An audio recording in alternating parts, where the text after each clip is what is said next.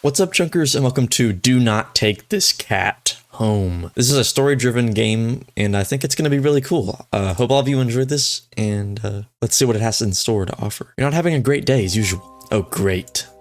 It's the first time in a while that you felt like going out, but in the middle of your walk, it starts to rain. Typical, but maybe this is just a sign that you should have stayed home today? Yeah, you can always go again tomorrow, right? Turn to head home when... Oh yeah, I'm taking the cat. What was that? There are only a few people around on the street. Makes sense due to the increase of missing persons around the area recently. What?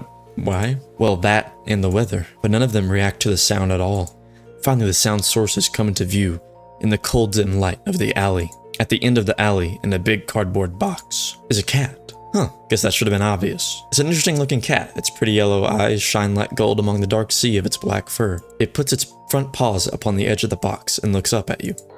Am I startled by that? So cute. And it definitely knows it. You never had much of an opinion one way or another about cats before. But if they're all like this one, it's a shock they haven't already found a way to rule the world. You don't think you'd mind blowing down to a feline overlord. You look around the alley with a small frown. Who leaves cats in cardboard boxes these days anyways? Wouldn't they just jump out and leave the box eventually? The cat doesn't answer you. Well, I mean, cats can't really talk, obviously. It also doesn't do as you suggest and leave the box. Is it just looking at you? As if waiting for you to make the next move. Oh, I'm taking the cat home. You know what? You reach into the box and pick up the cat up, holding it out in front of you. Why not? You're all alone and well. I'm kind of in the same boat myself, so you bring the cat close. You didn't realize it was shivering until just then, but it slowly breathes easier as it presses into your chest. Why not stick together, right? At least for a little while? You think a little while will probably be more like a day. You'll be responsible and take it to a shelter tomorrow, but for now, let's get you out of the rain, okay? How could this go wrong? This couldn't go wrong. After locking the front door and placing the cat on the floor, you watch for a moment as it curiously explores the new environment. Leaving the feline to its own devices, you set about making the both of you some dinner. You take out the can of cat food and open it with the tab on top. You put some cat food on a saucer and click your tongue to call the cat over to you. It perks up at your beckoning and rushes over. It looks at the plate of food and completely ignores it. Not hungry, I guess. Maybe it wants human flesh. That'd be not good. You try not to let it annoy you. The cat doesn't understand the concept of money to appreciate that you spent your hard-earned cash on it. It's just a cat, after all. I'll just leave it here if you get hungry later, okay? The cat rubs its body against your legs with a purr. You smile. That's enough of a thanks for you. It follows you into the kitchen as you start on your own dinner. You decide that you have enough ingredients for a sandwich. Bread toasted, mayo and mustard spread, turkey and cheese and lettuce perfectly placed. Ow. You wince as you cut your finger on the knife while slicing a tomato. Stupid. You feel a little embarrassed for such a blunder and sigh, tossing the knife onto the cutting board. You're about to head to the bathroom for a bandage when the cat hops up onto the counter. It sniffs at the knife and meows almost pointedly at you. Don't worry, I'm right. It was just an... Watch as the cat starts to... Oh! Oh, that's not good. That's bad. It licked the blood on the knife. At your blood. You're so shocked by the time that you come to your senses, the knife has been completely licked clean. The cat sits back, staring at you. You feel a little uneasy. Cats are meat-eating predators, but that was a little weird, right? You're no cat expert, but that was definitely not something an ordinary cat would do. Regardless, you're not about to abandon a cat in need while it's raining outside. Not after all your efforts. You're going to take in the shelter tomorrow anyway. What's the one night of awkwardness? Weird or not? It's just a cat. The rest of the evening unfortunately goes downhill from there. Even after covering up your fingers cut, the cat keeps trying to lick at the wound while you're eating your sandwich, while you're cleaning up the kitchen, while you're trying to watch TV. You gently push it away every time, but you start to get worried at the strange behavior. What if it's got a taste for blood and thinks you're food now? You're not sure what you'll do if it starts to get more aggressive. You keep thinking about the cat food sitting in the corner, untouched. Come on, enough already. You shove it away a little more forcefully this time out of annoyance. You feel bad immediately, but before you can do anything, the cat meows sharply at you and dashes off, around the corner and into the hall. You sigh deeply. At this point, you're worried that's going to take a bite of you in your sleep. Maybe a vet will have an idea how to calm it down. You can only hope. You don't have many other options left after tossing the cat out in the rain. After finding the number of a local vet, you pick up your landline and... He turned off the lights. The lights just went out. Great, just great. Rain must have knocked out the power. Check your cell phone only to find that it's out of batteries. You must have forgotten to change it before leaving out earlier. The outing had been so spur of the moment that it had no doubt messed with your usual routine. You grab a flashlight and turn it on. It's quiet. Too quiet. Did the rain stop? But then why did the power go out? You look outside. The sky's pitch black. What time is it? You turn to check the clock. Oh! The cat sits up on top of your digital clock, staring at you. Thinking now you realize the clock shouldn't be working at all with the power outage, but the numbers are lit up and going completely haywire. The cat stares at you. It's completely still. You think it was a statue if you didn't know any better. It's not giving off any indication that it's alive. It's not blinking, not even breathing, but its eyes. This isn't normal. You're afraid. You want to run, but you're afraid of letting the cat out of your sight. You consider tossing the cat out after all. It's Slender Man Cat, but as soon as the thought enters your head, you feel a sharp urge to vomit. Its eyes hold you still. Even with your flashlight trained on it, its pupils are large, round, inky pits. The flashlight flickers. Am I gonna die? This cat's gonna kill me. The cat's gone. Fear immediately grips your mind. The sounds punctuated with the rapid pumping of your blood in your heart is overwritten as your ears slowly start to pick up the sound of static all around you. How is the clock working with no power? You don't know why such a question matters at the moment, but you feel as if having the answer will make sense out of everything that's happening. That order will be restored, but no answer comes to mind. You back away from the clock and feel as if the air coils tightly and abruptly in response, like a predator prepared to pounce, but waiting for your next move. But you're afraid to move. You're afraid to even take a breath. But you can't stay still forever, right? Whatever's watching you, you can already feel its impatience. It's too eager. You don't know how you know this, but you can sense it as clearly as if it has whispered, I don't want to play anymore, man. I'm good. Right into your ear. Right into your soul. It won't let you wait it out. Not that you could even if it did. You can't stay here. You have to run. With this thought, a sudden primal instinct awakens within you, making you tear yourself into a hasty burst of movement, of action. But you're still weak from the fear's grip on your mind. Your legs tangle together under you in your haste, and you fall to the ground. What did I just do? A sharp pain explodes in the center of your foot. You think you've broken your ankle, but something warm and wet trickles down the length of your foot, pulling underneath it. Oh, it was the knife. It was the knife. Oh. Wounded from your fall, you look up in a daze and see the object glinting in the strange light coming in from outside. The light pouring in from your now open front door. Thoughts of how, when, who, what, in regards to your inexplicably open door screech to a halt, as your brain starts to identify the metallic object you've been staring at. It's your kitchen knife. It's still tinted red from your earlier blunder, but that's not right. Wasn't it completely clicked clean? You gulp dryly at the pain in your foot. You barely have time to wonder how the knife ended up on your living form to be stepped on, instead of resting on your cutting board in the kitchen where you left it. Oh, the floating eyes. When you spy something in the darkness just beyond the knife, it spies right back at you. A pair of glowing golden eyes coming forward as the cat emerges from the shadows into the light from your doorway. It pads lightly over to the knife, as if skipping into light. No.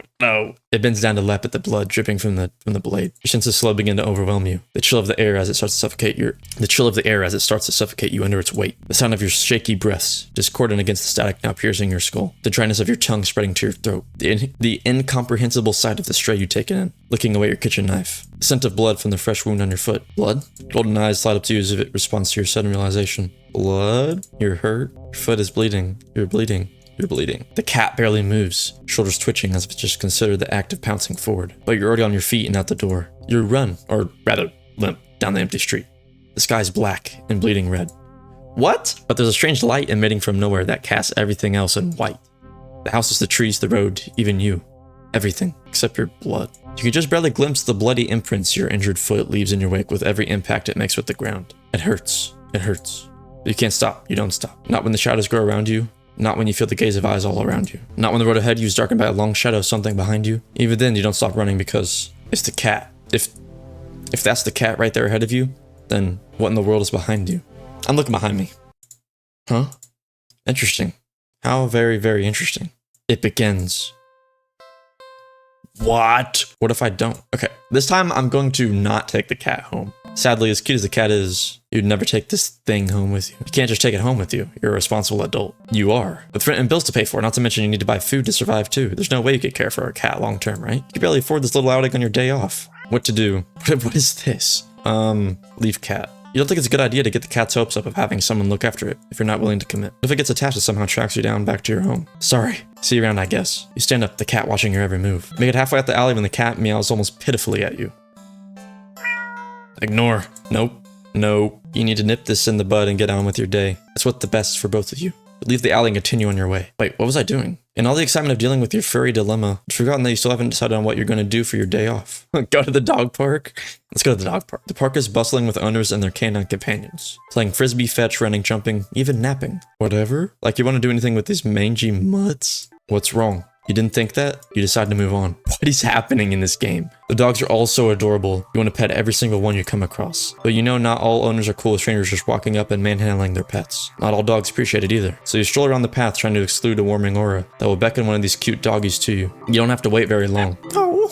You stop at the smallest, cutest puppy you've ever seen scampers to you, blocking your path. What? Eat the puppy? What? This game is a lot darker than I thought it would be. Well, I'm not gonna eat the dog. I'm not gonna kill the dog. I'm gonna pick up the puppy.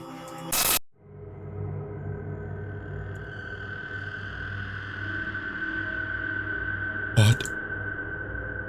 You just barely managed a random reflex to throw the puppy as far away from you as possible. With shaking hands, you quickly place the puppy on the grass and take several jerky steps back. The owner seems confused by your reaction to their puppy, but you just wave at them in daze before hastily stumbling away. Leave the park. Yes, leave. What did that say? What if I go to the dog park again? You stay at the park.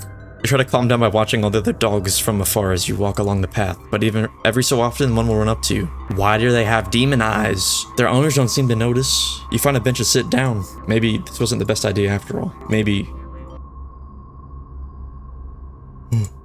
should have stayed with me instead. No! What just happened? Something gently lands on your lap. You look down and see a frisbee on your thighs. Hey, sorry about that. Can you throw it back? You look up to see an owner waving at you in the distance, but more importantly, doggy. A series of excited barks shirks your gaze forward as you see a large dog sprinting towards you. I'm sorry. Sorry, puppy. What the hell? A series of excited barks and you see a large dog? Hurry and throw it back. Oh, what the fuck? I'm sorry? Was that real? You're not feeling so great about being at the park at the moment. Maybe you should leave. I'm leaving. Good. I think I'll go watch a movie. The theater your movie will be playing in is completely empty. Perfect. You pick a spot right in the middle, even counting the seats and taking into consideration the gap of the staircase. As you settle in, the dim lights fade away, leaving the room pitch black for a few seconds. The screen flickers on. No commercials or trailers. The movie just begins. Shrug and let yourself get immersed in the opening scene. But just as you're getting into the premise, the doors open behind you, momentarily casting light into the room and ruining the atmosphere. You hold in a frustrated sigh. It's a public establishment after all. The place can't exactly afford to stay open if you're the only customer. You try to refocus on the movie, but you sense the new presence slowly shifting around the theater. Before heading in your general direction, you gape in utter disbelief as the stranger shuffles down the aisle only to sit right in front of you. There's no one else here and plenty of places to sit. The stranger is also very tall. Even with the stadium-like arrangement of the seats, they're completely blocking your view. Confront the stranger. You can already feel your palms starting to sweat at the idea of it. Your throat's closing up and your body's starting to shake. You've always been more of a flighter than a fighter, but you paid for this ticket. You wanted to watch this movie for ages, and now this total stranger has ruined the entire experience for you. You're all alone in this theater. There's no one who will help you if something goes wrong. But you're angry enough that you ignore the signs of your body begging you to put you much distance as you can between yourself and the stranger. You stand up, even standing in higher up on the incline. The stranger is still at least a head taller than you. The movie continues to play in the background. You feel as a hush immediately falls heavily over the theater at your movement, as if you could sense the stranger anticipating what you plan to do next. You square your shoulders and force a little bass into your voice. Hey! The effort makes your words come out more harshly than you intended, like a sudden and vicious bark. But you figure they deserve it anyway. You're being a real jerk, you know that. Just, what are you playing at, huh? You're trying to piss me off? The silence that follows your words is deafening. So much so that you glance at the screen only to find the movie has paused. Your attention is ripped back to the stranger in front of you as they shift slightly, like a small animal trying desperately to anticipate the moves of a predator. You don't move an inch. You don't look away. You don't dare to blink. Your eyes widen as the person's head turns. Then turns some more. Then turns more. Beyond what should be possible. Neck bones cracking. To face you directly. Okay. You can't move. Wide glowing eyes resting above a wider grinning mouth gaze down at you. The stranger opens their mouth and what comes out is something impossible to comprehend.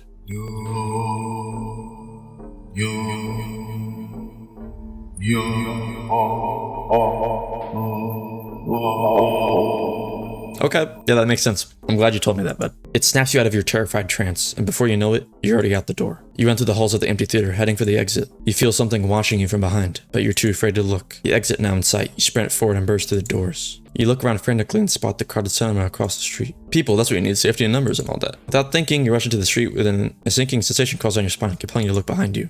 Despite your resistance, you feel your head turning to look back of its own accord. While in the middle of the street... Oh! A creepy-ass man holding a cat.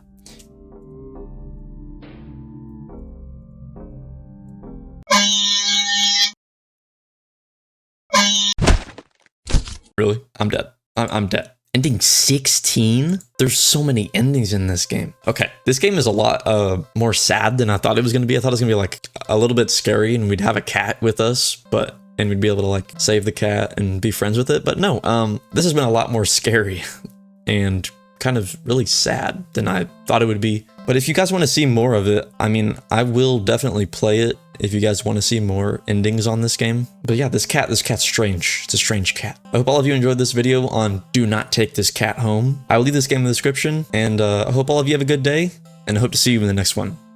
Bye!